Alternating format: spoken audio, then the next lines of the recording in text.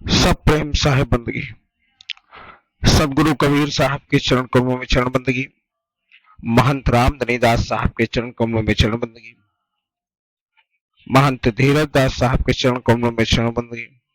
आप सभी श्रोता बंधुओं, भक्तमयी माताओं बहनों, सभी को सब प्रेम साहेब बंदगी।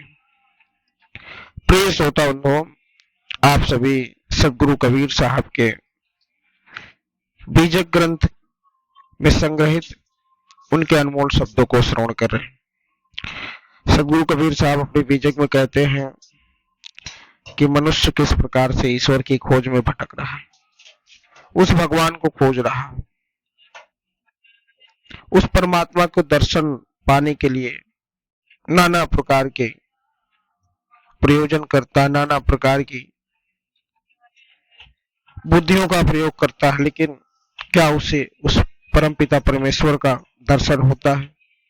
साहब कहते हैं फिर भी नहीं होता। साहब ने अपने बीजक में कहा, रमणी नंबर 16 में, चलत चलत अति चरण पिराना, हरि परे तहां अतिरे सयाना। चलत चलत अति चरण पिराना, हारि परे तहां अतिरे सयाना। गण गंधर्व मुनि अंत न पाया, हरि अलोप जग धंधे लाया। गहनी बंदन बाण न सूजा, था कि परे तहां किछौ न बूझा।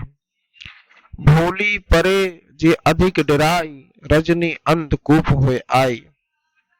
माया मोह उहा भरपूरी, दादुर दामिन पवन अफूरी। बरसे तपय अखंडित धारा, रयन भयावन कछू न अधारा। सबय लोग जहड़ाइया, अंधा सबय भुलान। कहाँ कोई ना माने, सब एक माही समान।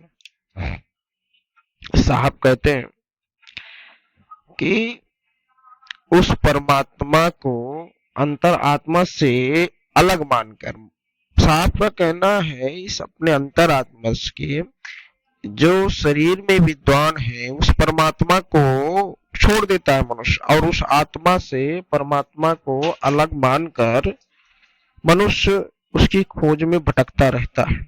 शरीर खत्म हो जाता है, जीवन खत्म हो जाता है, परंतु उस परमात्मा के दर्शन नहीं होते। साहब ने कहा बड़े बड़े विद्वान उसको खोजे और उसको बैठ खोजते खोजते हताश हो जाते हैं, भटकते भटकते मर जाते हैं और फिर बैठ जाते हैं। मुनि गंधर्व भी इसका रहस्य नहीं समझ पाए और परमात्मा को अपने से दूर गायब समझकर उसकी खोज में पड़े रहते हैं। मनुष्य क्या करता है, परमात्मा को कहीं और खोजता है, अपने अंदर नहीं खोजता। वो ऐसे मनुष्य को कल्याण पथ भी नहीं सोचता। क्या ऐसे मनुष्य को कल्याण मिलता है? साहब ने कहा नाना मत मतांतरों के चक्कर में पड़कर, ऐसे पुरोहितों की घोषणा से डरकर लोग सोचने लगे यदि शास्त्र आदि पर शंका करेंगे तो लोग उन्हें नास्तिक कहलाएंगे। अगर कोई कह दिया अरे ऐसा होता है, तुम सबसे बड़े नास्तिक हो। इसलिए उनके हृदय में अज्ञान रूपी घोर अंधकार छा गया। उनके लिए संसार अंधा कुआं समान हो गया। साहब कहते हैं संसार अंधा कुआं समान हो गया उनके लिए। ऐसे व्यक्तियों के हृदय में मोह माया से परिपूर्ण हो जाता है। साहब ने कहा बरसाती मेढक की तरह टर टर करते हुए विभिन्न मतों के प्रवक्ता उनके वाक्य जाल, शब्दों के जाल, चमक दमक में फंसे हुए लोग को कल्पनाओं में डोबकर चौंधिया जाते हैं। बहुत सारे ज्ञानी लोग आ जाते हैं, बता देते हैं भगवान की प्राप्ति हो जाएगी, ऐसा कर लो वैसा कर लो। उनके मनमोहक शब्दों को सुनकर लोग प्रभावित होकर उनकी तरफ खींचते चले, लेकिन वो उसी चौकाचौंध में फंस जाते हैं। और फिर क्या, इसी तरह झुलसने वाली कल्पित वाणियों को अखंड धारा की वर्षा होने लगती है। साहब आगे कहते हैं कि अज्ञान की इस भयानक रात्रि में जीवों को उद्धार कोई आधार नहीं दिखाई देता। जीव का कैसे उद्धार होगा यह कोई नहीं समझ पा रहा है।